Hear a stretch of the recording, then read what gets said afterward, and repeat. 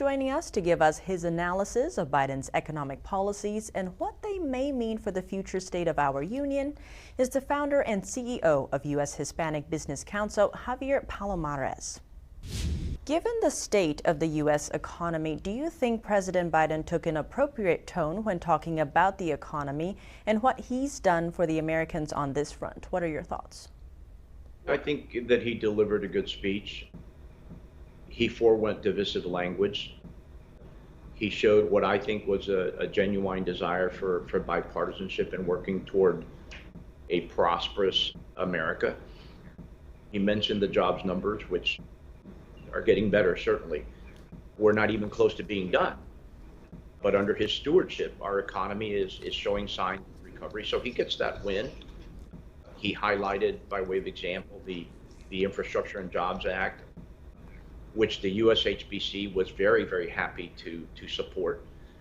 It will be a boon for the American small business community, and that's why we were delighted to support it. I think he took an appropriate tone. There's much work yet to be done, but I think it was a good start. And Javier, as part of his speech, Biden called on Congress to pass worker-first initiatives, something he believes is necessary to build an economy that works for all, as you mentioned. He also said he wants to see an increase in American-made products. What are your thoughts on these policies and how they will impact American workers and businesses? You know, I was delighted to hear him talk about American-made products. We are strong advocates of bringing particularly manufacturing jobs back to the United States. With that said, I would have loved a bit more on the American small business community. I've had this discussion with President Biden. He knows that 2/3 of new jobs in this country are created by the small businesses, not the large conglomerate.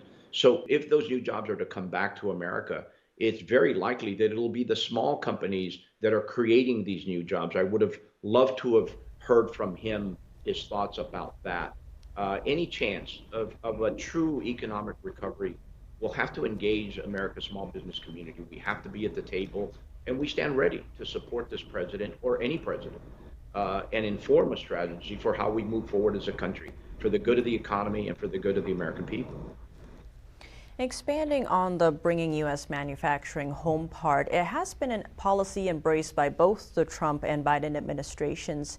And in a time when the country seems so divided, do you see America First policies such as this being a point of unity and a way forward, especially when Americans are suffering on the economic front? Absolutely. When it comes to creating more jobs in America, we are 1,000% behind this administration or any administration. And again, it's very likely that it'll be America's small business community that creates these new jobs. This is definitely, I think, a point of unity. And I think it goes beyond politics. This is not a Republican issue. It's not a Democrat issue. It's an American challenge. And we all need to come together and collaborate for the good of the economy, the good of the American people, and to figure out how we move forward as one. And Javier, on the flip side, in the GOP rebuttal to Biden's speech, Governor Sarah Huckabee Sanders was saying that Democrats are the party of high taxes, empty grocery shelves, and increased government control. Do you see that as a fair assessment? What are your thoughts? You know, first of all, shout out to Sarah, the state's first female governor. Our views could not be more different. I'm a Democrat. She's certainly a Republican. But I admire her, and I think she's done a phenomenal job of leading thus far. I certainly appreciate her perspective.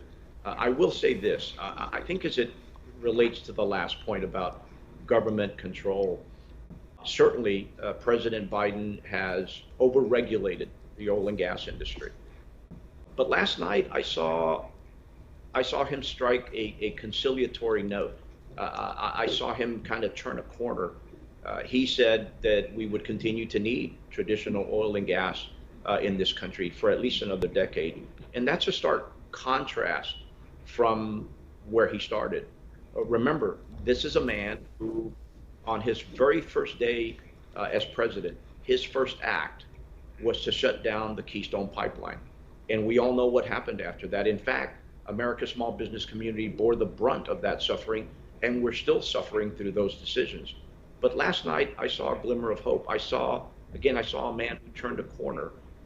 I saw someone who was willing to change his position and to listen to the people.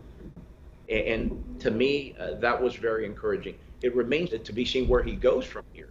But again, that was an encouraging sign for me. And Javier, zooming in on the businesses side, many American businesses are still suffering from issues caused by state and international lockdowns during the pandemic. Do you think this issue is receiving enough attention from the Biden administration and the U.S. Congress? And what more can be done to help these struggling businesses? No, not at all. Not at all. And I'm glad you asked it. To be clear, America's small business community is still reeling from the after effects of COVID, supply chain challenges, increased energy costs, high inflation.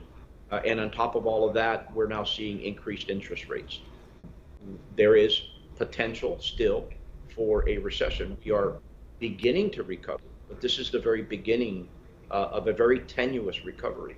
So no, I don't believe the administration or Congress truly appreciates the challenges that our American small business community is facing. And again, we are the very backbone of the American economy. We create 2/3 of all new jobs in this nation. And the United States Hispanic Business Council, we advocate on behalf of the 4.7 million Hispanic-owned firms in this country that collectively contribute over $800 billion to the American economy. So the only thing we're prouder of than being Hispanic is being Americans. And we applaud you and thank you, because in today's Washington, if you don't have a voice, you don't get a choice. And oftentimes America's small business community is not given a voice. So I thank you for giving us that voice. Well, Javier, thank you so much for joining us. Thanks. God bless and have a good night.